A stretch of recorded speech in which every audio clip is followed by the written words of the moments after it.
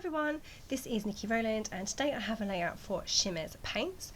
Today I'm working with the January Color Kitz and it's so beautiful. I love the black and white vibe that's going on here. So we have got 5 colours in this kit.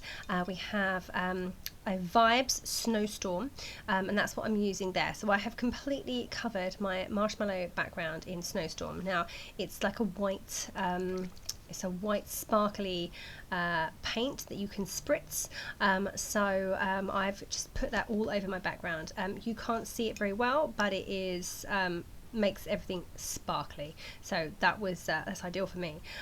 So there's no colour to it, but it's white and sparkly, so very, very lovely. So I put that all over my background. That's the first thing I did. Now I'm moving on to my cut file that's part of the kit, the Color Kitz. And I've cut it in white cardstock. I've cut it from marshmallow because I was planning to paint it. And I have also cut the backing piece for the word sparkle. So the whole cut file reads, "You bring the sparkle into my life." So I have backed the word sparkle in acetate. The reason for that is because I am going to fake a shaker pocket later on, and I needed something to stick my sequins and glitter to, and you'll see how I do that later on. Yeah, so I've backed it in acetate. I could have backed it in white, but then I wouldn't have seen through it so well. I wanted to have like a clear look, so I have backed it in acetate. So I cut that piece of acetate on my silhouette. I've never cut acetate on my silhouette before, so it was a new one for me, but it worked really, really well. I was sure it wouldn't cut very well, but it really did. So I'm now using one of the black paints. So we have 2 black paints in this month's kit. One is an Inklingz, which is what I'm using right now, and the other one is a Vibez Be Right Black. For the Vibez, I will spray that onto my background later, but right now for painting this I wanted a thicker paint that was more intense, so I've gone for the Inklingz I Love You Onyxly. They have great names, don't they? So I have just put a small amount of water into this Inklingz, let it sit for a while, and then I have this really beautiful rich paint. So it's taking me quite a while to paint my cut file because it's quite delicate. So the top and bottom words don't matter because I'm just doing this onto a sheet of plain paper, so it doesn't matter if I go through. But for the word sparkle, because I've already backed it with acetate, I don't want black paint on my acetate, so I'm having to be really careful that I don't go over the edges, over the lines. So for the "you bring the" and "into my life" words, it doesn't matter if I get it on the background, but for the word sparkle it does. So I'm just painting it really, really carefully. Now I've painted it once, and then I actually go back and do a second coat as well to make it really lovely and black. It's still not black, and you can see slightly the difference between that and the paper that I use on the layout, but it's pretty good. In terms of a black paint, it's pretty good. That's what I've done. My cut file is now complete, and my plan is to apply some mixed media to the background and then add my cut file on top of that. So this paint that I'm applying right now, and I've used a wide brush, is called Star Bright, and it's a Shimmerz paint. So it's a Shimmerz original paint. That means it's a watercolor paint that's ready mixed and ready to go. You literally dip your I was going to say finger. Nope, you can dip your paintbrush into the paint and it's ready to paint directly onto your page. So you can use it with the packaging technique too, but for this occasion I decided to use a brush and wide brush strokes. This paint is beautiful. It's like a white, off-white paint maybe, but it has glittery gold bits in it as well, and it is just super beautiful. I can't tell you how gorgeous this is. I'll definitely be using this one on many more projects to come.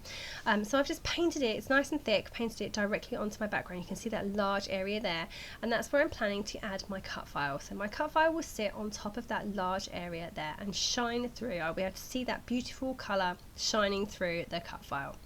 So yeah, just doing that now, leaving that to dry, sorry, and what I'm doing now is I'm cutting out squares. So I've gone for 1-inch squares of black paper. Now it's a black paper with tiny white polka dots on it, and I just thought it went really, really well with this month's kit, this month's colour kit. So this paper is old. Well, it's not that old, it's like a year old. Maybe, no, definitely this year. It's Pink Paisley, 5th and Monaco. So I think from midpoint of last year maybe. So anyway, I've cut the white squares and I've distressed the edges of all of those, and then I'm going to arrange them all over my background and leave space for my cut file. But before I do that, I need to add some more mixed media to my background, of course. So I'm coming in now with another Inklingz colour, which is called Good as Gold. So Inklingz is one where you have to apply some water and leave it to sit for a little while so it dissolves slightly and gives you a lovely rich paint. So I've just done that, and then I've put it onto a piece of packaging, and then I've applied it directly to my background with the packaging technique. I am also adding some splatters in this same colour. And I'm also going to go crazy in just a moment and add some of the black, so to make it really dramatic. I do love a black and white-ish layout. I mean, it's not black and white because it's got gold in it and other colours, but it is, you know, that kind of thing. I really love the kind of elegant look that these colours bring about. So there you go, I've just added some splatters of, not splatters, some sprays of black, which is kind of scary. So you know, I've created this mixed media background and then I'm adding black to it. So anyway, the big black area is where I'm planning to add my photo. So I actually won't see very much of that, but you will see the spray around it. And I love how all the colours have kind of run into each other because it was all wet. And it just gives this really fabulous effect. I love that. It looks really, really awesome.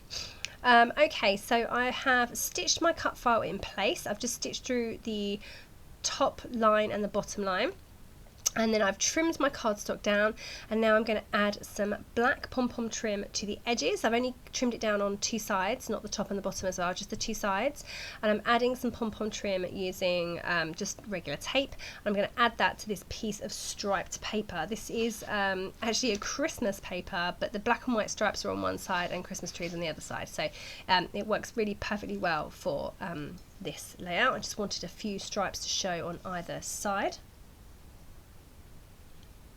So I'm just sticking that down, and I haven't gutted the middle of the background because I want to use it as support for my layout, because of course my layout's quite wet, so therefore it has warped slightly.